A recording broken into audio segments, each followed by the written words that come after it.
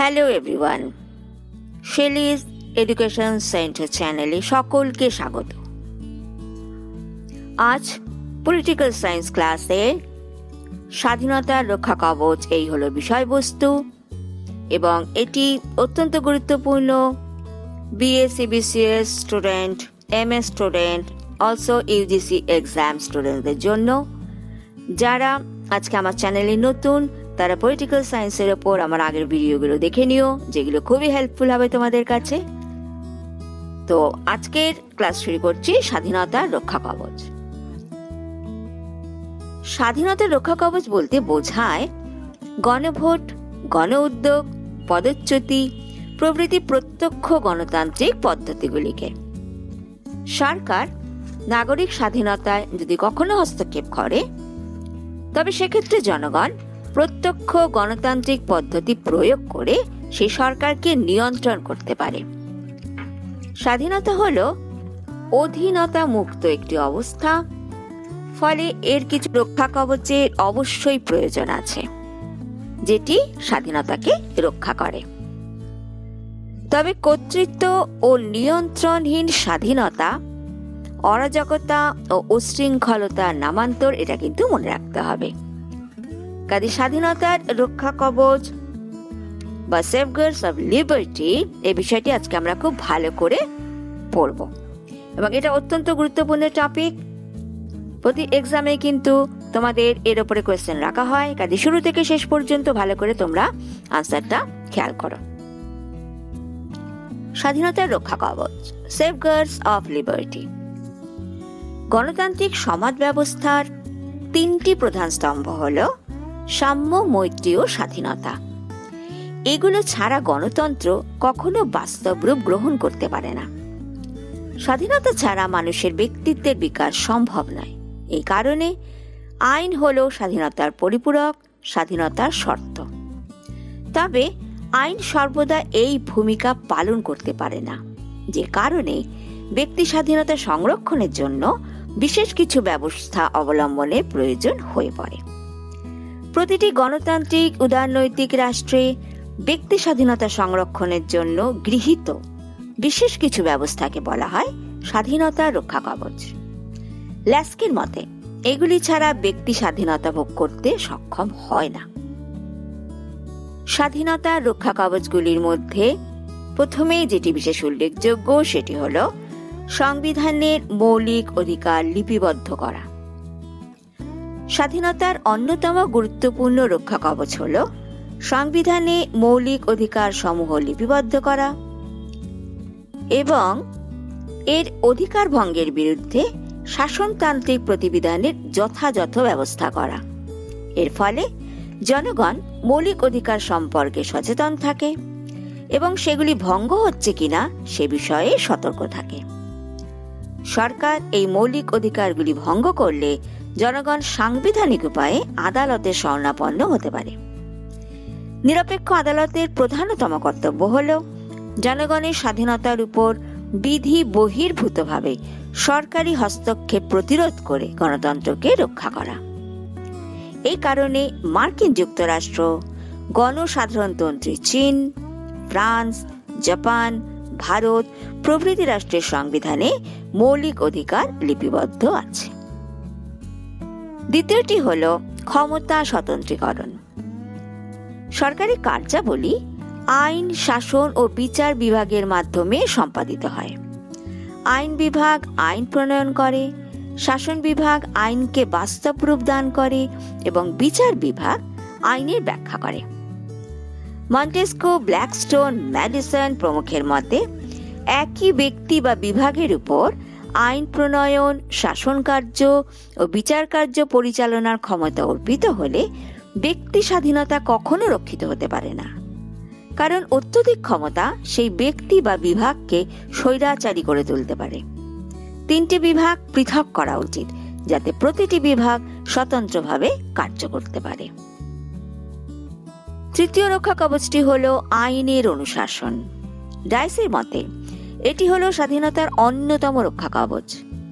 আইনের অনুশাসন বলতে বোঝায় আইনের প্রাধান্য এবং আইনের চোখে সাম্য। প্রথমটি থাকলে বেআইনিভাবে ব্যক্তি স্বাধীনতায় হস্তক্ষেপ করা সম্ভব হবে না, এবং দ্বিতীয়টি থাকলে ধনী দরিদ্র স্ত্রী পুরুষ নির্বিশেষে সমানভাবে স্বাধীনতা ভোগ করতে সমর্থ হবে। ফলে সাম্যের ভিত্তিতে প্রতিষ্ঠিত স্বাধীনতা আইন দ্বারা সংরক্ষিত হলে যথাযথ রূপ গ্রহণ করতে সক্ষম হবে। পরবর্তী রক্ষা কবচটি হল দায়িত্বশীল সরকার। এটি অপর একটি গুরুত্বপূর্ণ স্বাধীনতার রক্ষা কবচ। দায়িত্বশীল সরকারের উপস্থিতিতে আইনসভার ভিতরে ও বাইরে বিরোধী পক্ষের সমালোচনার ভয়ে জনগণের স্বাধীনতায় হস্তক্ষেপ করা যায় না। তাই সরকার ব্যক্তি স্বাধীনতায় হস্তক্ষেপ করে জনমতের বিরুদ্ধাচরণ করতে সাহস করে না। তবে এখানে বলতে হয় যে শক্তিশালী ও সুসংগত বিরোধী দলের উপস্থিতি ছাড়া দায়িত্বশীল সরকার কখনো সফল হতে পারে না।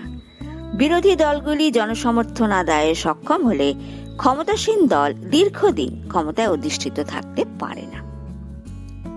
পঞ্চমটি হল প্রত্যক্ষ গণতান্ত্রিক নিয়ন্ত্রণের পদ্ধতি। প্রত্যক্ষ গণতন্ত্র বলতে বোঝায় আইন প্রণয়ন ও সরকার পরিচালনার ক্ষেত্রে জনগণের প্রত্যক্ষ বা সক্রিয় ভূমিকা পালন। বর্তমানে বিশ্বের বিভিন্ন রাষ্ট্রে বৃহৎ আয়তন ও বৃহৎ জনসংখ্যা বিশিষ্ট হওয়ায় নীতি নির্ধারণ ও রাষ্ট্র পরিচালনা অত্যন্ত জটিল হওয়ায় বিভিন্ন দেশে পরোক্ষ গণতন্ত্র প্রতিষ্ঠিত হয়েছে।